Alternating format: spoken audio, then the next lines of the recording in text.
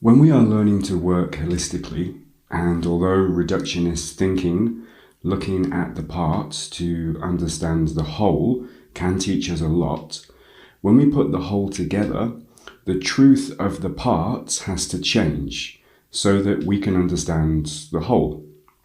This is the essence of reality, of a paradox. And in Kundalini bodywork, by recognizing this in all that we do, we are able to truly help ourselves heal holistically and to support others to do the same. By the end of this course, you will understand how to use the polarity framework and have an experience of de-armoring and of transforming energy in your body. You are then invited to go deeper, embodying the essence of the polarity framework, the essence of non-judgmentalness, and the paradoxes that dictate our lives into your own life, embodying love, bliss, joy, and pleasure on the cellular level through the practices that we are learning. You can do this by watching the course again, maybe with a friend or lover, to support you in building a strong self-practice, or by continuing to train either with me or someone else.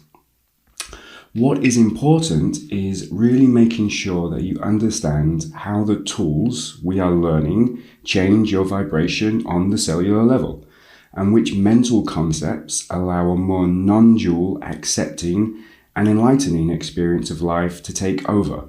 But don't worry, I will ask these questions again later once you have the answers.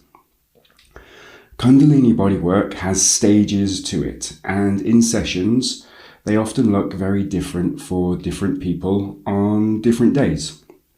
Most, if not all clients, love how sessions generate such different experiences, and in a way, this is the true beauty of the work. When people train with me, I'm always more interested in supporting them to find their authentic way of being as a therapist, opposed to doing it the exact same way that I do. And of course, saying this, there are some structures and guidelines that we should always apply, like making sure that the biggest traumas are removed and dealt with on the physical, mental, and emotional levels before helping someone to move too much of their energy and clearing the path of Kundalini. Some of the basic session guides that we will run through now are the same ones that you will use to work on yourself, but you can also adapt it to work with clients in the future. As first sessions go, I have around 8 different loose session plans, depending on the person, their issues, and how much self-work they have already done. As a side note, I receive clients for all kinds of reasons, from back pain to sexual trauma, stopping smoking, and trying to save a marriage. And this really gives me hope that the world is changing and realizing that integrating our sexuality with our spirituality gives us the greatest chance of healing.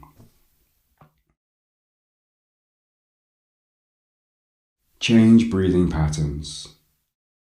Open the masculine and feminine energy pathways through shaking. Basic emotional release tools. Emotional and body de-armoring to help remove trauma on the cellular level. Energetic bodywork to help remove trauma on the cellular level. Apply non-dual thinking in self-development and therapy through the polarity framework, again, helping to remove trauma on the cellular level.